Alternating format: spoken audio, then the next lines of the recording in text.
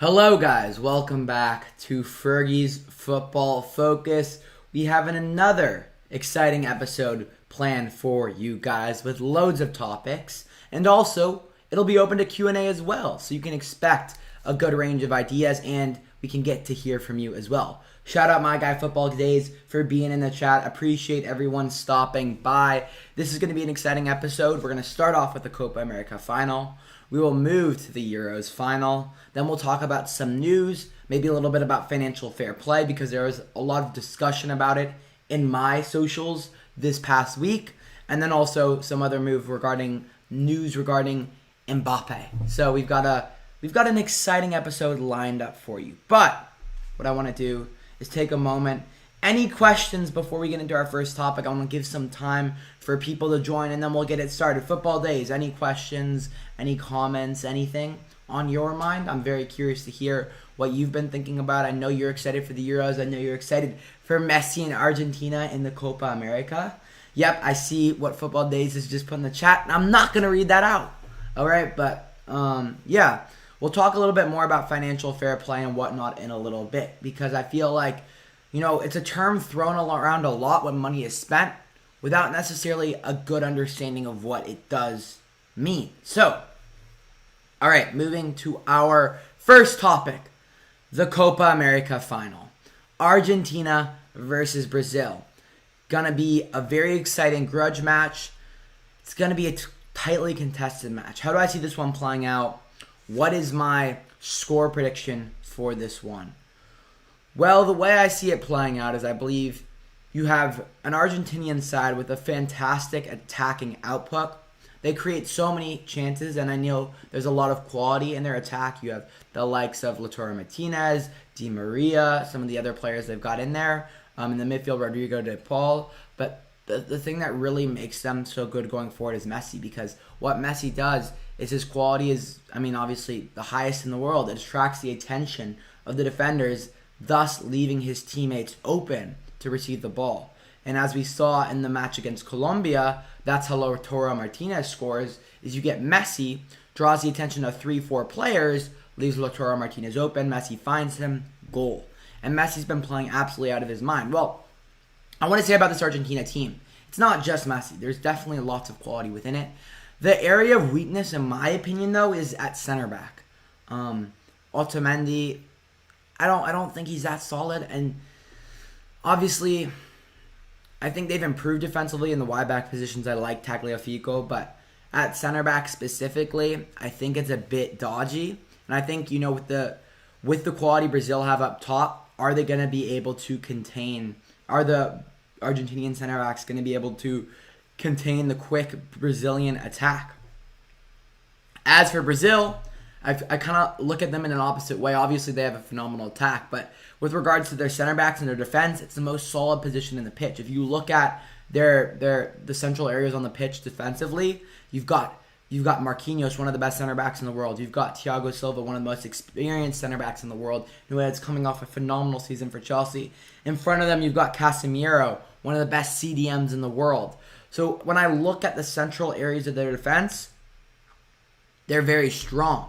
So if I'm Argentina, I think majority of the chances are going to come out of the wide areas, looking to get the ball wide and work the 1v1s. That's the way I would look at it. If I'm Brazil, what I'm looking to do is I'm looking to find the ball down the central areas with my more creative players like Neymar and others and trying to get runs off of them. That's the way I'm looking to play the game. Trying to get Neymar on the ball and get players like like Richarlison going forward. So that's the way I kind of look to approach it. But personally, as much as I would love to see Messi win his first major tournament, it's going to be difficult it's going to be difficult considering the quality Brazil have. I'm not sure if Argentina will be able to pull it off. But let's take a look at some of your guys' score predictions down below in the live chat. Football Days going 1-1, then going to Argentina on penalties. Very interesting. There have been a lot of penalties. Emiliano Martinez has been phenomenal at saving penalties. Football Days says, me and Emiliano Martinez have similarities in saving penalties. Mate, if that's true, you've got to be world class, and absolutely. My guy JP is here. What's up, JP? How we doing, bro? I see Miles says, what's up, Aiden? Miles, I'm doing great, bro. Great to hear from you. Hope you're doing well. Hope your family's doing well. And yeah, just doing a little live stream here for some of the upcoming finals we have in the football world. Let's see what others are saying here. It's awesome from a goalkeeping person. Yeah, no, it is phenomenal what Martinez has done. The question is, how did Arsenal end up letting him go? Do you know what I mean? Like, they had such a quality player who had been their backup goalkeeper for ages. He finally gets the light of day. He plays phenomenally, and then they let him go for such a cheap fee. It's interesting. It's interesting. I think hindsight bias helps to kind of persuade us as what were they thinking. You know, Leno's was very good previously, and we thought Martinez, maybe it was just a stretch of 3-4 games. But anyways, Arsenal are drunk like Man United, says Football Days. Whatever you say, Football Days. I like the first part, not the second part of that statement. But we push on. My prediction for this one, I think this match will go to extra time, but I do not think it will go to penalties. I think Brazil will win it in extra time. I'm going 2-1 to Brazil. I think the depth of Brazil will especially kick in the later parts of the match when Argentina are a little more tired. Brazil have so many phenomenal options off the bench. I see them kicking on in extra time and scoring there. So I'm going to go 2-1 to Brazil. An exciting match. I'm looking forward to it. Definitely going to be watching that one. And if you guys are around in the Discord, make sure to be tuning in because I'm just going to be sharing some of my thoughts there as well. All right. Let's see what Football Day says. Brazil has gotten weaker over these years. No, I think we're starting to see a little resurgence of Brazil. I'm thinking back to Brazil when they lost to Germany in that World Cup semifinal. What was that? Was that 2012, maybe 2016 actually? And when I think back to that, I think Brazil has gotten stronger since then. I think they're a more well-rounded team. They've always had attacking talent, attacking superstars. But looking at their defense now, I know it was David Luiz and Thiago Silva back then, but the likes of Marquinhos, Casemiro, I'm really pleased from what I'm seeing from this Brazil side. I think they're, when we look at the World Cup in 2 years' time, that they'll be in a much better place in terms of actually contending to win it. Fergie, are you excited that now the Euros and Copa America are coming to an end, that we can finally see some proper football in the Gold Cup? JP just absolutely ripping the Gold Cup apart there, mate. You didn't have to do that, JP. You didn't have to do that to the Gold Cup. But yes, the Gold Cup is not quite on the level of some of the other tournaments that we enjoy to watch. But we may still watch it anyways. But guys, I also forgot to say, if you're enjoying the stream thus far, smash the like button. Goal today, 15 likes on the stream, and subscribe if you are new to the channel as well. Football Day says that semifinal in 2014 did not have Neymar injured, as he was injured, and Silva suspended. Yes, that is very true, mate. But I just think overall that Brazil team is more well-rounded. I don't know. I mean, obviously you had a younger Neymar, which in some ways is better, but I think for Brazil, moving forward in terms of what tournaments they can play in, or with regards to the World Cup and some of their upcoming tournaments, having their players healthy is going to be key. You have an injury-prone Neymar, but when Neymar is playing and firing for Brazil, he's phenomenal. JP says, in all seriousness, the main issue here is that Argentina sometimes play with one player in Brazil at home. This tournament have been playing with a 12th man and 13th man if you count VAR, says JP. Yes, it is some of that stuff can get a little dodgy. I'm not saying obviously Brazil are going to win the Copa America because of corruption, but I do think sometimes you see the decisions of the referees definitely go in favor of the home side. So I think it can be a little shaky at times, but I do agree playing at home is also a massive advantage for them, JP. So for me, I'm going with Brazil 2-1. That's my prediction. Share your prediction down below in the live chat, and then we'll move on to our next topic, which is the Euros. Football Days, the Discord link is down below in the description if anyone would like to join the Discord. It's the place where we discuss the hottest takes in football news. It's a lot of fun. We send stories in there, discuss, debate, and whatnot. But, yeah. All right. Any other score predictions that anyone wants to share before we move on to our next topic? Yeah. Football Days, that's a great point. We're going to move on to the Euros, but we're first going to start with the semifinal between England and Denmark. So here's what I want to say on it. Okay. Was that a penalty? Absolutely not. Poor decision from the referee. Even worse decision from VAR, like they should have gotten that sorted. I don't know why. What's the point of VAR if they're not going to call something back like that? So for me, it's not a penalty. However, I think people were a little harsh on England. You guys know I don't like England. I don't want them to win the Euros, but we've got to give credit where it's due. They played pretty well in that match. They created a bunch of chances. And the thing is, when you do create a lot of chances, there's gonna be opportunities for penalties and stuff like that to be called. If that makes sense, because you have the ball in their area so frequently. So yes, was it the wrong decision? Yes. Did the referee have an absolute shambolic situation? But what I will say is that, England played well. England, I think, have deserved their place in the final just based on how they've played this entire tournament. As much as people may not like England, they've had a good tournament. Let's be honest. They've played some great football. I've been really impressed with them defensively. I think that was their biggest area of concern. But I've also been impressed with the likes of, Raheem Sterling and some of the guys that have stepped up for them and the quality they have coming off the bench. It's a good English side. Let's keep it legit here. Let's not lie to ourselves. I think everyone, of course, was pulling for Denmark in that game. And Denmark, here's how I look at that match. The Denmark didn't deserve to lose, and England didn't necessarily deserve to win, but it's not vice versa. It's not like England didn't deserve to win and Denmark didn't deserve to lose. Like, it could have gone either way, and it was ultimately a bad decision. But I don't think that decision was anything had to do with it being the referee being in favor of England. I just think sometimes in football you have bad decisions.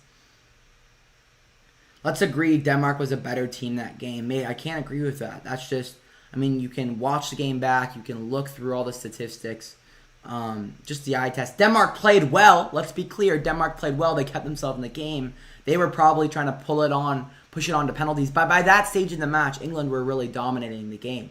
But that's not to say that England necessarily would have gone and scored without the penalty. I'm not saying that. But Denmark could have held out for penalties is more the situation I probably would have seen happen. And then there's an amount of pressure on England in those penalty situations would be enormous.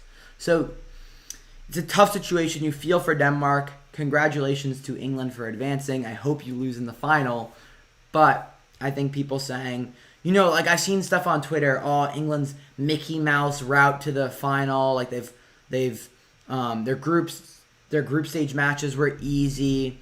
They played a Germany team that wasn't very good. They went on and played Ukraine that weren't great. And now they've gotten a lucky call against Denmark in the semifinal. Like, I understand that's their route, but bro, they can only beat the teams in front of them. Do you know what I mean? And they've played well while doing it. So again, I think some of the criticism leveled against England is a little unfair. I think it's people being a little salty. But at the same time, I do hope they lose in the final. I want to make that clear. Thoughts on the English fan punching Danish fan and the laser at Schmeichel. So I didn't hear about the first, but the latter, that is terrible. No fans should be doing that. The laser at Schmeichel's eye, that was just ridiculous. It's unnecessary. It kind of ruins the match in certain regards. And I think, there should be punishment for that fan. Like, not allowing him back in the stadium, that makes a lot of sense to me. Obviously, you can't really figure out what fan that is, but there should be some sort of punishment, and I think they're taking it forward against England. So that's important because those are the little details that do distract, do cause problems. JP says Pickford is also not good enough for a man with arms that short. Pickford has had a very good tournament, so I don't want to... You guys know I've given Pickford a hard time in the past, but this tournament, he's been phenomenal. And yeah, I've been impressed. I thought he was going to have a couple blunders. We still have the final, so he still could. But he's been really good, regardless. All right, so I think that's enough about the England-Denmark game. Again, the way I look at it, you got an England side that's very talented, played very well, got a very lucky call, may have advanced regardless, but got a feel for Denmark. It was a bad decision by the referee, and England let off lucky there, realistically. As for the final, we have England versus Italy, a very exciting final. I think it'll be a highly contested game. As every final is, I expect the first 15, 20 minutes of the match to be extremely frantic. You've got an Italian team with a really good defense. You've got Chiellini, Bonucci. That center back pairing is phenomenal. The thing is, though, that's interesting is the pace of England could cause some problems for them. I'm thinking of Sterling. I'm thinking depending on whether Sancho starts. Those are players that could cause problem for that Italian backline. As for Italy, but defensively, I think Italy are probably the best team in the tournament. What I would say about Italy is I think going forward, they're great at creating chances. They're good at going on the counter, especially, which has impressed me quite a bit, is when they get the ball, they go, go, go. So that could cause problems for England if they're not good in transition. I personally am hoping for an Italy win, and that could cloud my judgment here. I'm gonna go 2-1 to Italy. I'm looking at the quality Italy have up top, right? You have Insigne, you have Barella in the midfield. I think in the midfield too with Italy. I think Italy can dominate the game in the midfield. You have Verratti, you have Jorginho, you have Barella playing in a wider position. I really like that Italian midfield, and I think they can control the game. That said, England have looked pretty comfortable, off the ball at times. They're not known for moving it that quick, and the way they can set up, like with Southgate, they can set up in a mid block and kind of just sit in a little bit, and then they'll win, and then they'll go. So I could see that being England's route to success. When you see Insigne play, do you also think this man is so small? No, I don't, but he's a baller, bro. I honestly love that. So that's for me is so exciting. I love Insigne the way he plays. He's so quick, so tricky. He's so fun to watch. I do not think that, JP. You may think that. I do not. Chiesa, of course. Yes, good point, JP. Did I not say his name? I may have forgotten to say it. But yes, of course, another absolute baller up top. So I think it's tough to decide for me. But I think Italy wins this 2-1. And I hope they do as well. Anything we want to add, guys, about Italy, about England? It's going to be an exciting final. I think there's going to be a lot of pressure on England. I want to double check where the match is being played, but is it at Wembley? I believe it may be. Let's take a look here. England fined 30,000 euros for the fan laser pointer. I think that's kind of an appropriate. Fine. It's very hard to, it's kind of tough for England. I guess it's on them when they're checking fans into the stadium to ensure that kind of stuff doesn't get in. It's extremely difficult. It is at Wembley. England has played, I think, pretty much every game but one at Wembley. That's a bit dodgy, and I did take some issue with that. Because it's supposed to be a tournament that's all across Europe, but the way it's shaped up for them is even in the group stage, they played all three. Their matches in the group stage were either played at Hampden or Wembley, and you weren't going to have an England side go play at Hampden, so I understand that, but it was a bit weird that they ended up pretty much playing all their matches at Wembley. I kind of took issue with that. Let's take a look here, though. Yeah, this Italian side, I'm looking through, obviously, Jorginho, and I think if it did go to penalty shootout, I would pick Italy to win it. I think, while I understand it is at Wembley, I think, you've got some players in there for Italy that are just surefire going to make it. You got Jorginho as for one, but yeah, they've played 7 out of 8 games at Wembley. It's crazy. It's madness. Let's see. Yeah, no, I'm looking at the, Barella, Jorginho, Verratti up top, Chiesa, Immobile, Insigne. That for me is that's just dangerous. Their ability to keep the ball. I love Jorginho for Italy. I think they'll boss the England midfield, and that's where I think they'll be really successful. Strachan says hi. What's up? What's up, mate? How we doing? Hope you're doing well. We're just talking about the Euros final. I'm predicting that Italy will win 2-1 over England. I think they'll get it done within the 90 minutes. Honestly, with the booing of the Danish anthem, the laser pointer, the assault of Danish fans should lead to English fans being banned. If they do it,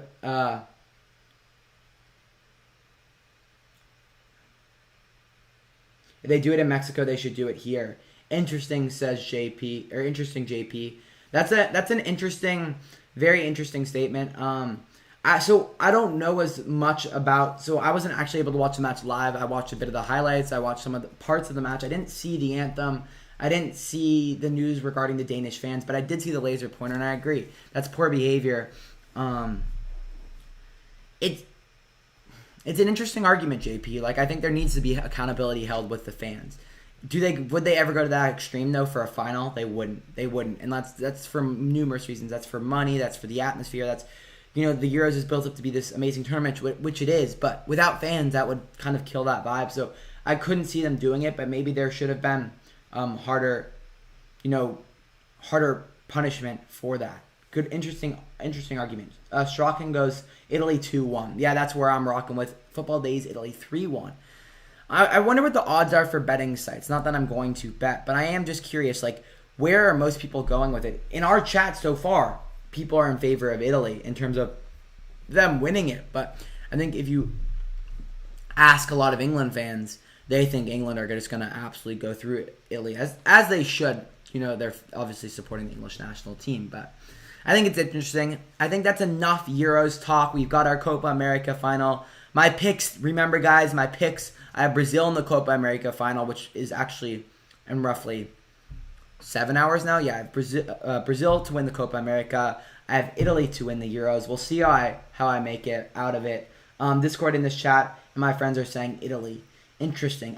But the one thing is Football Days is there is a lot of frustration and anger, and people are hating on England this time around. And I feel like in previous years, at least in the U.S., there's been this notion of people rooting for England. But I feel like for some weird reason, with all the hate around England this year, and of course some of it is rightfully deserved with regards to the fans and just their whole like, oh, we're so good, it's coming home. Like, it is obnoxious, but there's a lot of hate. And could this then be the year where they win it? Like, I just feel that could happen. Strachan goes, no, Argentina for me, 3-2. Very interesting, mate. I hope Argentina win, but I think Brazil's depth and quality, I think they'll pull out the win in extra time. Strachan, who do you think the goal scorers will be?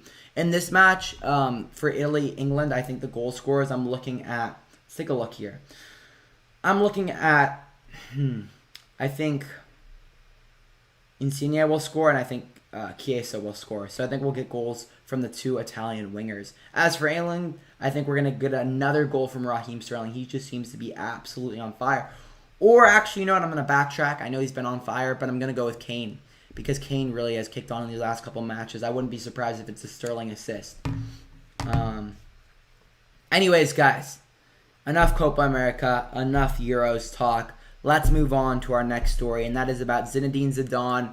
And it has been reported that he will reject club offers for the France job. And he obviously won't receive the France job immediately, but he wants to be next in line to take over when Deschamps eventually leaves France. And that's very interesting. I think Zinedine Zidane is a manager who at Real Madrid achieved a lot of success. He win? Was it 3 Champions League with Madrid? So I think it's an interesting story. For Zidane, I think it's the right move, actually. I really do believe it is the right move, and here is why. With Zidane, you have a manager who has when he's been at Real Madrid and he was achieving the success he achieved, it was with arguably, if not the best squad in the world, if that makes sense. And it was more so, obviously there's tactics to it. I'm not saying that, but a lot of it was managing the egos within the locker room, especially. A lot of it was managing the egos at the club. And France is in a similar situation right now where they have a super talented squad. And they need a manager who's able to manage all the egos and get the best out of the players in that nature. So with Zidane being obviously an icon in France, one of the best French players of all time, and a player that these French players looked up to when they were growing up, right? And Mbappe talks about all the time. My favorite French player, favorite player growing up was Zidane. I looked up to Zidane. I think having him in the locker room would garner a level of respect that Deschamps maybe doesn't. So with regards to ego management and respect in the locker room, I think Zidane could be the manager to take France to that next level. while France have said they will not fire Deschamps right now, who knows what could happen before the next World Cup. I think Zidane and France are a match, with the French squad they have right now, are a match made in heaven, and a match that would be very successful long term. So yeah. What do you guys think about that situation? Football Days confirmed, yes, 3 UCLs. That is correct, Football Days. I also want to say, Strachan, mate, if you're new here, smash the like button, subscribe as well. We do these weekly live podcasts here, so I appreciate you stopping by. He says, I feel like it's Argentina because Messi has never won anything with Argentina, so they deserve it. Mate, that's, as a fan, I feel that same kind of, I want to see Messi win a trophy with Argentina, but just as, if I'm trying to stay neutral and unbiased, I think Brazil are a better squad, have more depth. I think it'll be a tightly contested match, but I do think that Brazil, as the game wears on, Brazil will be able to bring on more fresh players that can impact the match than Argentina, and eventually win it in extra time. But these Copa America games can be absolutely brutal. I know I'm going back to the Copa America just very quickly. They can be brutal. Those players get stuck in, mate, and it's exciting to watch. It is exciting to watch. So just expect this intense match, tackles flying left and right. It's going to be very fun to watch. Anyways, moving back to Zinedine Zidane, though. I say Zidane will join after 2024 Euros. I think the way I see him, I probably see him joining after the World Cup. I think he will join prior to the Euros, but I think he will join after the World Cup, if that makes sense. Because I think, France will go to the World Cup. If they don't win it, I think Deschamps will be sacked, and then you'll have Zidane brought in. Because that's the level France are at with the squad they have, with the quality they have. They should be competing for every major tournament, and I'm thinking, obviously they're disappointed based on how the Euros went, so now the focus will be on the World Cup, and if they don't win it, I think Zidane will be the next manager. Strachan says, do you remember Samantha? I do. Oh, okay, got it. Well, welcome back. Great having you back here. And yeah, I'm hoping you're enjoying this live podcast episode. France will go out of the group stage in 2022 because of the Champions Curse. No, I don't think they'll go out of the group stage, mate. I think they have a good chance of winning it. It's just a little bit about the ego management like we talked about. You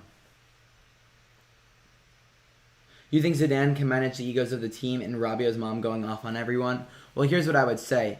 I think Zidane can manage the egos. With regards to Rabiot's mom, I thought that was very kind of out of pocket from her. I think the phone's ringing. Let's see if it's a number I know. But yeah, I think it was very out of pocket. Like, if I'm Rabiot, that's very embarrassing. Obviously, his mom can think what she wants behind closed doors, but berating other the players' parents and telling them that their players are cocky and whatnot, I did not like that whatsoever. Yeah, I thought that was just kind of it left a bad taste in my mouth, to be honest. So yeah, that's kind of my thoughts on that news, though. I thought it was pretty interesting because Zidane has been a manager that's been highly sought after by clubs like Juventus and others, but it's looking like the France job is where he will go next. All right. Moving to our next story, we're going to talk about Barcelona. Okay? And, what we've been referring to them to recently is bankrupt-alona, because that club is Barcelona, currently bankrupt, okay? What is it now? I think they're over €1 billion in debt, roughly. And moving forward, they're in some real trouble because of rules in La Liga that kind of limit your spending. And with Messi's new contract coming in, trying to manage that is a problem. Here's the situation. Let me try and lay this out to you as I know it best, like from what I've read. So the way it's working out with Barcelona is that in La Liga, I believe it was in 2013 or 2014, they set an amount of money that is allowed to be spent, and that includes salary, that includes your wages, I think transfers, just all the money that a club can spend on players and whatnot. It's kind of like a financial fair play of sorts, but specific to La Liga. Well, Barcelona, I think, what was it, just a year or 2 years ago with Bartomeu, the wages were getting out of hand. I think they were owing the players over 600 million euros in wages. And now that's been significantly cut down, but they still have a ways to go. So what does that mean for them moving forward? Well, either they're going to have to let go of Messi, or they're going to have to sell majority of the players that they've currently brought in around Messi, the likes of Griezmann and Dest and others. Yeah, they're 2 million over the wage cap. That is correct, JP. So there's a situation there where they're going to either have to sell Messi or sell everyone around Messi. And they've already looked to start moving guys away. There's been rumors of Griezmann getting sold this summer. It's an absolute mess of a situation. And here's the thing. Barcelona's hand is really stuck because they can't sell Messi. They have to re-sign Messi. That's what I meant to say. They have to re-sign Messi. Obviously, Messi's contract has expired. They must re-sign him because Messi brings in roughly 33% of Barcelona's revenue. They need Messi. They are reliant on Lionel Messi to bring in money for the club. Well, if you re-sign Messi, the odds are he's making somewhere around 100 million euros a week. So that means you're going to have to sell everything around him. You got to sell it. You're going to sell Griezmann. You got to sell Dest. You got to sell so many of these phenomenal players that they've brought in. And then that leaves Barcelona as a club that's not very competitive. Because obviously Messi is the best player in the world, but he's only one player. He's going to need quality around him. Football Days says Barcelona are being smart. Mate, they're in a terrible situation right now. Like, let's be clear about this. They're in a terrible situation. And you know what? La Liga may try and bail them out just because Barcelona are so important to the league and Messi is so important to the league. But they shouldn't, because this is Barcelona's own doing. I understand the pandemic has affected it, but Barcelona have made a mess of this. They didn't manage their finances, and they're getting kind of punished for it right now. Yes, Coutinho as well. There's talks of selling him too. So all these players that they initially brought in to build a squad around Messi are all going to have to be sold. And then it begs the question, if you're Lionel Messi, how do you feel about this? Do you want to come back to a club where they're going to have to get rid of everyone just to keep you? Like, I don't know about that if I'm Messi. Like, Barcelona are going to be... It's not just the transfer fees, guys. It is the wages themselves, the wage cap. Over 200 million over. It's ridiculous. It's like... It's a mix of, the pandemic, a bad year financially due to the pandemic, but more so poor management of finances. So, moving forward, I mean, yes, it is true that Messi is a free agent. Messi is a free agent right now. It sounds like he will re-sign for Barcelona, but that is not confirmed yet. It's still up in the air. But if they re-sign him, right, Griezmann's gone, Coutinho's gone. Like, so much of the squad will be uplifted right underneath his feet, and will be the rug will basically be pulled out from underneath Messi in Barcelona, which is mad. It is seriously is mad. So we'll see how it plays out, but Barcelona are in a very poor position right now. I don't see how they can compete with the likes of Real Madrid with this current situation, unless La Liga kind of, let them out of it, or change some of the rules, or make an exception because of the pandemic. But man, it is a mess. It's crazy to see a club like Barcelona kind of in a bit of a sticky situation. A club that's been so dominant, especially in recent years, now starting to look very, very frail and like they're in a lot of trouble. That's what happens when you don't have the right people in charge. And also too with Messi, right? Like, Messi's been a great player for Barcelona. Obviously, he's been, he's created a career where he's the best player in the world, and he's been phenomenal, right, for Barcelona. But they've become so reliant on him that, like, financially, they've become so reliant on him. Like I said, Messi, the statistic is Messi brings in roughly 33% of their revenue. So, like, obviously his wages are insane, but he's making even more for the club than his wages are. So it's crazy. The thing is, they're still well over the wage cap. He can't be registered right now, even if he re-signs. Exactly. Some of the moves they've already made with regards to Aguero and others haven't been registered because they're so far over the wage cap. So they're Laporta's gonna have to work some magic this summer to get them out of this. But even if he does work the magic, who's actually left. Do you know what I mean? Like, who's left? I don't see Barcelona competing for a Champions League anytime soon. La Liga is going to be even a stretch for them. They have Messi, but like Messi's going to be gone in a couple of years, and then you're going to have a pretty bare squad. And I mean, the only thing that I can think of is like you've just got to now. There's going to be a very high reliance on some of the academy players coming in, who are on some lower wages. Like they're just going to have to. If I'm Barcelona, it's focusing on building up the academy. So yeah, that's my thoughts on it, guys. But very messy situation for Barcelona. And anyways, I want to move on to our next topic here, and that is financial fair play. Football Day says there are 6 people here. Yes, sir. It's been very good so far. I appreciate everyone stopping by. Strachan, or I'll call you. Do you want to go by Samantha or Strachan? You let me know. JP, Football Days. I appreciate you all joining me, having these conversations. It's been very fun. I love doing these weekly, and we're going to keep on doing it. Any chances of Sandro, Josh, or Serenin here? Serenin said he's busy. I don't know about Josh or Sandro. No pressure on them to show up. I appreciate you stopping by Football Days. We'll be doing these weekly, so I'm sure people will be around for the next one. Absolutely no worries, though.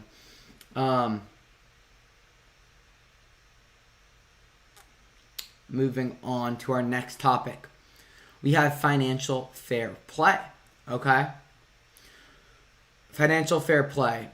It was a topic I wanted to talk about because some of the comments that were left to me. I did a transfer video on my main channel, the Fergie Time podcast. Guys, go check that out. And it was about, some of the players United are linked to. And people are like, if United get all those players, that's violation of what even is financial fair play? And it's me. I was like, you guys, this was specifically to, I think it was Sandro and Serenin. You guys don't understand what financial fair play is. So I was like, you know what? On tomorrow's live stream, it's a pity they're not here, and we'll do this again. But I want to break down what financial fair play is and what it actually means and what it's actually trying to accomplish. So what the goal of financial fair play is it's making sure that you don't have a deficit of more than, I think it is, what was it? I have to double check the numbers, but it's making sure you don't have a large deficit each season based on the money that you earn in the money that the club earns based off football. So, right, for example, the Man City owners, they will make the club will generate a certain amount of money, but they have also in the past they've dipped deep into their pockets, right? They've dipped deep into their pockets to buy players and whatnot, and that's why City had a violation of financial fair play. It was because they had a large deficit in the amount of money, like the club was losing money essentially. But it was the owners that were paying for that kind of extra expense. Does that make sense to you all? So what financial fair play is basically saying is they're trying to emphasize, transfer fees and whatnot that money to be spent primarily from the money that the profit the club is turning. If that makes sense. It's not, they don't want the owners dipping into their own pockets to then go buy players. And there's a certain amount of money that the club can a certain deficit that the club has to stay above. Say, I don't remember the exact number, but let's just do an example here. So say the club has turned 50 million in profit. Well, they can't spend more than 70 million in the market because then the club would be in a deficit of 20 million from the actual footballing aspect. And the issue was Man City wasn't generating enough money, football-wise, to then spend all the money they did in the market. That's how financial fair play works. Financial fair play is not so much focused on, I don't think it's, although it's talked about as, this thing to stop or to prevent, financial doping. The way I look at it more so is as a way to make sure that clubs don't enter administration. They're making sure that owners don't just, put this club under enormous financial pressure by spending all the profit that the club is making and then end up, so the club doesn't go bankrupt, essentially, is the way I look at financial fair play. That's the goal of it. And And that's kind of it's kind of to prevent situations like we've seen with Barca. Now, I'm not saying Barca have violated financial fair play, but that's kind of the goal, is to making sure that the club isn't spending more than the club is actually generating. So that's the goal. And also, at the same time, so a rich owner can't just come in, like a super rich owner can't come in like the Man City owners, and then just use money from interest outside of football to fund the football club. The football club needs to be, that it's encouraging the football club to be funded by the football. Does that make sense? In the fan base and whatnot. So that is what financial fair play is trying to do. Does that make sense to everyone? Let me know down below in the chat, because people are like, oh, if United get Varane and Sancho and Camavinga and Rice, that's violate, like, what even is financial fair play? And I was like, bro, first off, take a deep breath, calm down, maybe go read what financial fair play is, or let me explain it to you. Because it's not just about spending a certain amount of money. It's about spending significantly more than the club has generated. That is a violation of financial fair play, not just spending money. So I hope that's clear to everyone. I wanted to just clarify that. Lazetta is here. Welcome, Lazetta. Hope you're doing well. I'm actually gonna ring you guys after we finish this. But Lazetta says it makes sense, so that's good to hear. Our next topic, we have Mbappe. I think that's it for financial fair play. We'll move on to Mbappe. So I've read an article, or it was retweeted by Fabrizio Romano, this article, that Mbappe is not 100% convinced in re-signing for PSG. This is very interesting because we talked about it last week. All right, we talked about, you had Ramos joining PSG. You had Hakimi's going to join PSG. You have Donnarumma going to join PSG. And you've had Wijnaldum already sign PSG. Okay? You've already had him sign for PSG. So my thinking was, okay, you've got Mbappe. Well, I thought he signed a 1-year extension with PSG to just go for it one more time for the Champions League with them. And then he'll move to Madrid. But it is looking like he's not so certain on that yet. And while I still think he will go back to PSG, I didn't expect this reluctance from him. And it's kind of weird. I don't quite understand it. It looks like PSG are trying to prove that they are a serious club. And based on the business they're doing, you'd think as a player, you'd want to be a club that is willing to invest in the way that they have invested. But maybe Mbappe has his eyes set on bigger sights with regards to being at Real Madrid. We all know what that means, being a Galactico and whatnot. So I'm genuinely surprised. But this is not to say that he will not re-sign with PSG. It's just not saying that he's, I thought he would be, okay, we're getting these players, I'll stick around for another year and just sign it right away. He's saying, let me be patient. Let me think about my options here.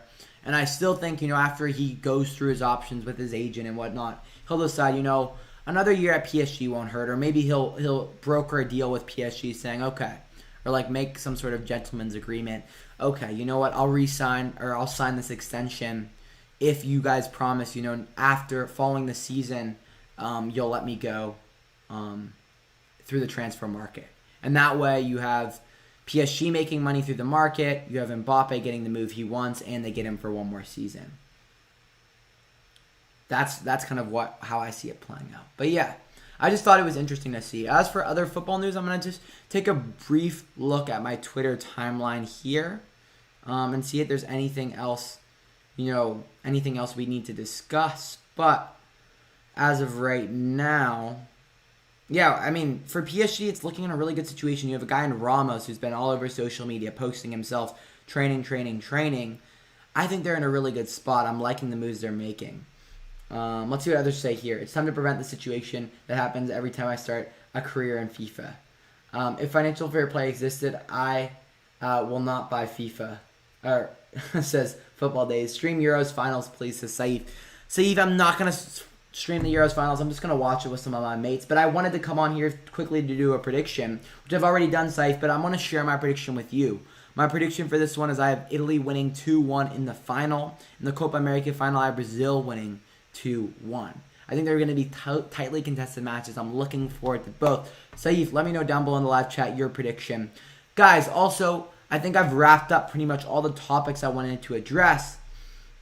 In the chat, though, if you have any questions or just thoughts or stories that you want me to talk about, feel free to leave them down below in the live chat. I also want to say, if you haven't already, smash the like button. We're aiming for 10 likes on the stream. Subscribe if you are new to the channel. And also, go check out the new channel down below. Something I want to share with you guys quickly is I am on a bunch of different... did I call Sandro a Man City fan? I did not mean to call him a Man City fan. I meant to call Sir Renan, of course, a Man City fan. I was more so saying... Oh, I meant to call Sir Renan a Man City fan. But also, guys, I am on some other social media platforms now, of course, on Instagram, but also on TikTok as well. So if you guys do use TikTok, I'm going to try and find a link to share with you guys down below in the live chat. Let's see if there's any other questions. Do you guys have any questions or stories that you want to talk about? And then I'll maybe head over to Twitter and check out if there's any like live news that's coming in right now. Let me see if I can share this profile with you guys in the chat. Okay. Guys, go add me on TikTok. I've just uploaded some highlights over there from my video. But yeah, this is another platform that I will be using frequently. So if you do have TikTok, add me on there. It'll definitely be worth your time. I'm going to be posting clips and highlights from my content on TikTok as well. So I'm going to be doing these live podcasts every week. I'm going to hopefully get some guests on for some of the ones coming up. Yeah, it's going to be exciting. We'll do transfer stuff. We'll talk about just big stories. And as the season progresses, it'll be very exciting. Football Day says I don't have TikTok. No worries, mate, whatsoever. He says, which is good. Yeah, mate, I don't blame you whatsoever. TikTok is a bit of a funky platform. But yeah. Fergie, opinion on Qatar playing the Gold Cup.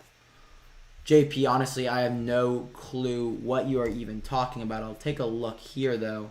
I'll do a quick Google search. That is so weird.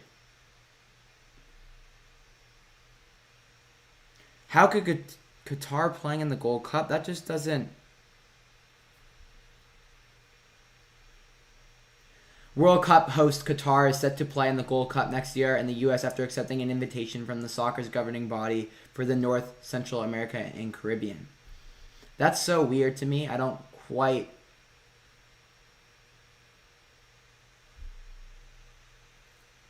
I don't know. I mean, will they do much? Probably not.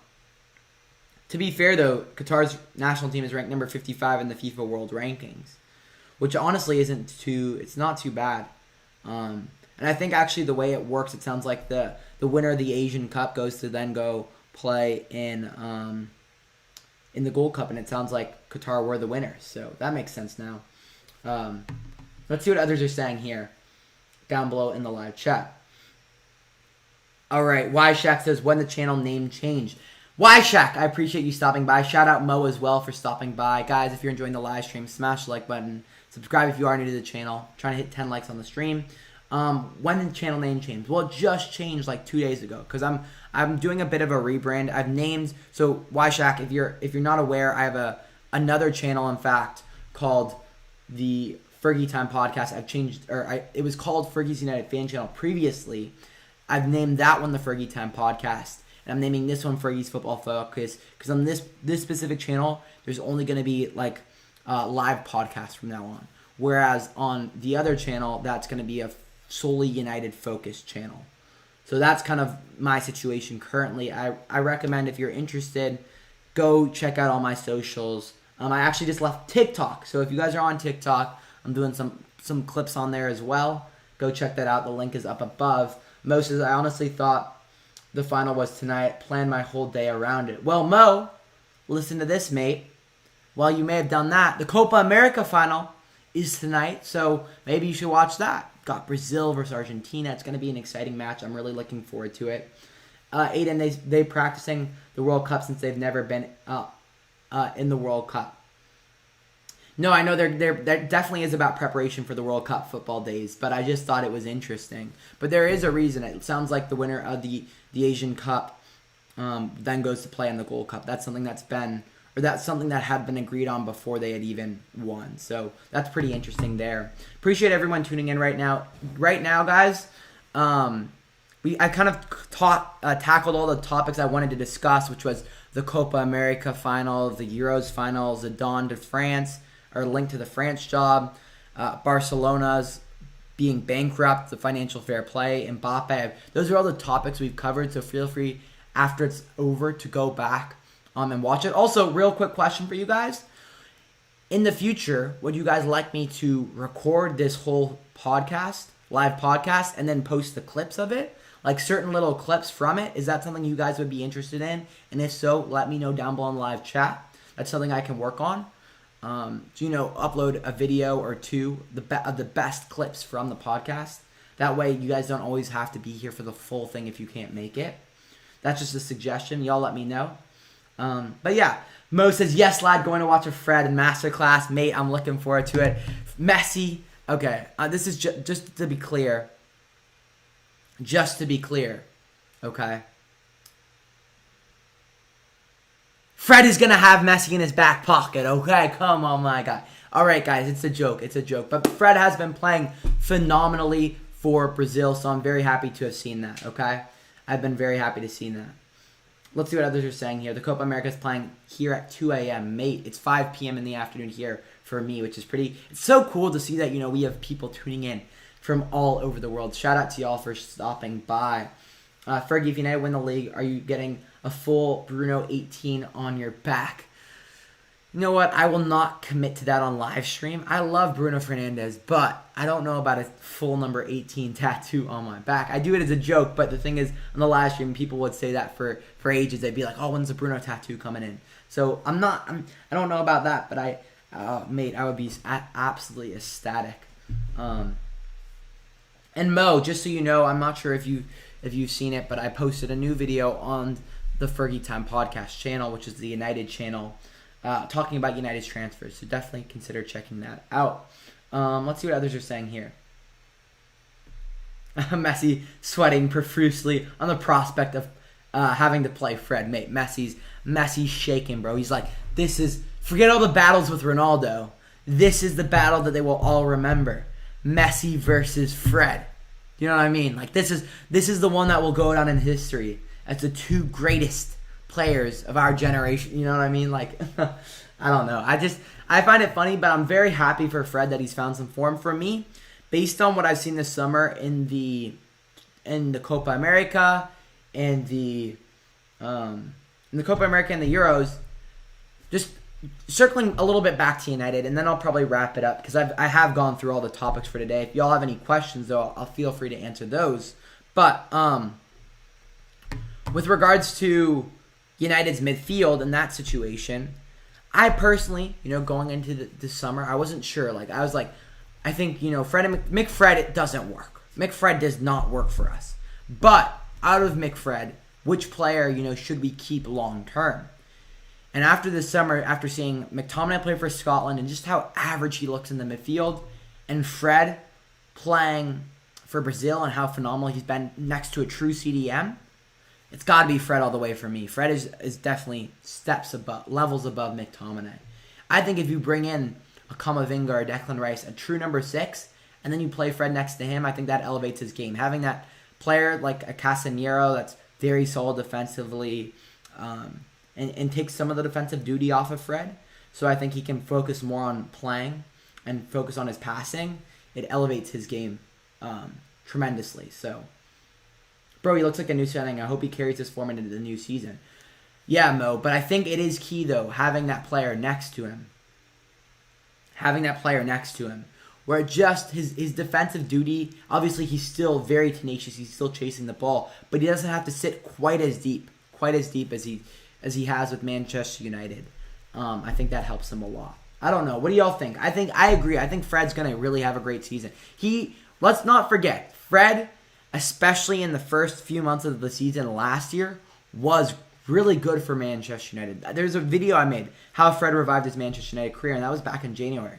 Well, then he had a couple kind of shocking performances. Of course, the one against Leicester City in the FA Cup. There's a couple poor performances in there that I think where he became a scapegoat and an easy player to blame for United for a little bit. But seriously, in the past year, he's played some really great football.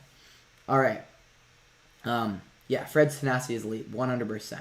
I see Football Days is headed out. Football Days, I hope you have a good one, mate. Appreciate you stopping by. Shout out to y'all for tuning in. Any other questions, guys, before we wrap this one up? Episode 4 now of Fergie's Football Focus. We'll be doing these probably once a week. This week was kind of light on football news. I know we talked about the Copa America. We talked about the Euros. But apart from that, there wasn't too much, or there wasn't nearly as much stuff going on as the previous week. So I want to make sure that when we do this stuff, there is a lot to talk about. But do you guys have any other questions or anything you want to talk about real quickly? I'm going to go through Twitter real quick and see if there's anything else. Oh, Deli20's here. My guy, how we doing, bro? He says, who do you think will win the Euros? Also, I think that Manchester United should sign a CDM, central midfielder, to have competition with other players. Deli20. So, earlier in the live stream, what I did is I talked about the Copa America final and the Euros. I think Brazil will win the Copa America final 2-1 against Argentina. I know you didn't ask, but I just wanted to share. I think that will take place in extra time. I think it'll be Brazil's depth that gets them across against a good Argentinian side. For the Euros finals, I'm going 2-1 to Italy. Right, for the Euros finals, we have I think it'll go 2-1 to Italy. I think Italy's midfield will dominate the match with Jorginho, Verratti, Barella. I really like that Italian midfield. I think they'll be able to control the ball. But I do think England on the counterattack, especially with their speed up top, poses a threat although Italy's very solid defense, but aging defense as well. So that's kind of my take on it. With regards to Manchester United, Deli20, what I would say is I agree. I think we do need a CDM. The 3 players going into the season, or 3 positions, shall I say, center back, CDM, and winger. Well, we've gotten the winger. We still need a center back and a CDM, okay? We still need a center back and a CDM. So for me personally, also we need to keep Paul Pogba. I just seen Shaq talk about Pogba there, and we need to keep Pogba. So for me, as far as CDMs go, we've been linked to Camavinga. We've been linked a little bit to Declan Rice. Well, I think Camavinga's a great fit long term. He would age well. You know what I mean? He's 18 years old. He'd fit really nicely with that young core. He wouldn't solve the solution tomorrow. That makes he would start maybe, but it would be more difficult. I don't know. I'm kind of split. I'm like, Camavinga has this high potential. We can get him for a really good fee, and he would age he's an appropriate age to fit in with our young core. But so is Rice. He's just more expensive. It's a tough decision. I think Rice, though, is the safer option with regards to he's obviously he's further along in his career, but he's still very young. So if we got a Declan Rice, and then you have Declan Rice, Paul Pogba, Bruno Fernandes, Fred, Van de Beek. I mean, those are 5 elite midfield options there for Manchester United. That sounds really good. The ideal midfield would be a Rice, Pogba, Bruno midfield, and then that guy gives Pogba more freedom to go forward with a true CDM. But even a Rice, Fred, Bruno midfield is still quite a good midfield if Fred's playing the way that he currently is. So, yeah, that's my take on it. Very interesting. Camavinga in his prime will be much better than Rice in his prime. Shaq, I tend to agree with you, but the thing is, it's very difficult. Let's be clear, Rice isn't in his prime yet either. It's very difficult to predict those things. But I do agree. I think Camavinga has a higher ceiling. It's just that he's 18 years old, and we have to be patient. And I don't know how patient United fans are. I like the Camavinga move personally. I mean, in a perfect world, we could get both, but that's obviously not going to happen. So it's, I think getting one is better than getting none, if that makes sense. And it's going to be difficult with Rice because he's also interested in maybe moving to Chelsea or, with West Ham playing in the Europa League, is he interested in that, staying with them for another season? I don't think Rice will move this summer, so we could end up with Camavinga, which I would be very pleased with. It's just he's not going to be the solution this next season. He's going to need a couple years to develop. So that's my thoughts on it. But yes, I love Camavinga for $30 million. That's perfect to me. That's a phenomenal signing. So I would be extremely happy if we get Varane we get Camavinga, and then we get Sancho. But then there's also the optics of, okay, we want to keep Paul Pogba as well. Well, PSG are very interested in Camavinga as well. The United and PSG are the two clubs really after Camavinga. Okay? So, United or PSG are the two clubs really after Camavinga. So the way that we look at this situation is, well, if United sign Camavinga, does then PSG really make a push for Pogba because they need a central mid, or they want a central midfielder? So then, do they really make a push for Pogba or vice versa? If United sign Pogba, then or are able to convince Pogba to stay, is what I mean. Do United then put in, or do PSG then put in a greater push for Camavinga? So it could be one of the situations where we only are able to get Camavinga or get Pogba to stay. It's not going to be both, which would be unfortunate. But the ideal world, you get Camavinga and Pogba stays. So that's kind of my take on it.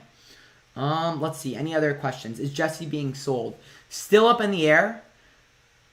It's tough because, right, if you keep Lingard, he's plays the number 10 as well.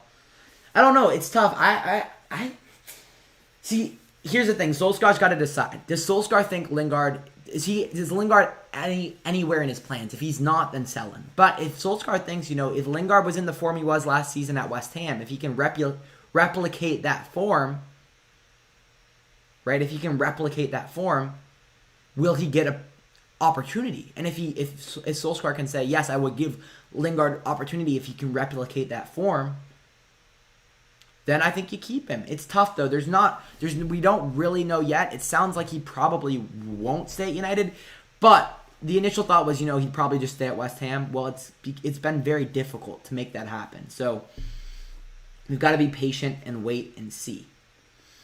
I see DeAndre says, long time no see, mate. DeAndre, I appreciate you stopping by. Great to hear from you. And yeah, if you have any questions, we're just doing a bit of Q&A before we wrap it up, this live podcast. But guys, also go check out the new video out on the Fergie Time podcast YouTube channel, Manchester United transfer news over there. And also, I am on TikTok now. I'll send the link one more time if you guys are interested in getting some content on TikTok. That is a place that you can find me now too. I'm trying to spread out across the different social media platforms and whatnot. So just know on this channel, basically in terms of content, we will be having one live podcast a week, and then the videos and whatnot will be posted on the other channel. So just so you guys know, I may re-upload clips from this channel though on this over here. Do you think Pogba should leave? No, the ideal situation is to keep Paul Pogba. We need to keep Paul Pogba at Manchester United. That's extremely important in my opinion, because his quality is undeniable. We just need to put the right players around him, and the right players is a true CDM who can then give him the opportunity to play more attacking minded. So that's my thoughts on it anyways. Yeah, guys, there's the link to my TikTok. So you will see uploaded, you'll see some just kind of funny joke, some banter on there, and then also some re-uploading of clips from my YouTube channel as well. So you'll get a mix of stuff there. But go follow me over there, guys. I'm trying to build up, my following across all platforms. I appreciate everyone so much for the support. If you're enjoying the live stream this far, smash the like button. Subscribe if you are new to the channel as well. And yeah, I think, this is only episode 4 of Fergie's Football Focus, but I think this, and I know it's been, we've only had, between 4 and 8 people here today so far. But I think as these other platforms grow, and then as these episodes become consistent, as we get into episode 100 or episode 200, I think we could see some real cool growth over here. And as I upload clips too, I need to get on that. But there's only a certain amount of time. Mo says Bella Porch, Fergie collab coming soon, mate. Who knows? I don't see myself dancing. Let me be clear. I don't see myself doing any dancing on TikTok, though, anytime soon. You got me. It's all football-related content. That wasn't clear, but no, that's funny, Mo. And yeah, if there's no other questions, I'll pause for 5 seconds and see if there's any other questions. But if there are no other questions, I have covered all the topics planned for today. So I think I'll start to wrap it up here. Once again, thank you to everyone for tuning in. Any other questions before looking like we are good. I want to say thank you to everyone for tuning in to episode 4 of Fergie's Football Focus. Follow me on all social medias. Go check out my new Manchester United transfer news video. Let me link that in the live chat right now so y'all can go, if you guys are free. Y'all can go from this straight over there. So let me pull that up really quickly.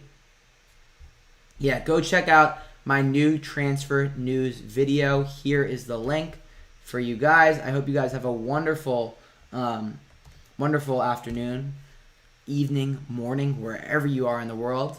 And yeah, make sure, hey guys, for anyone that's not in the Discord, link in the description below. Go join us in the Discord. We will be talking about the Euros, the Copa America, I'm sure, all day in there. So that's the place to be to discuss all the hot football news. So yeah, anyways, I hope you guys have a wonderful, wonderful day. Take it easy, and peace.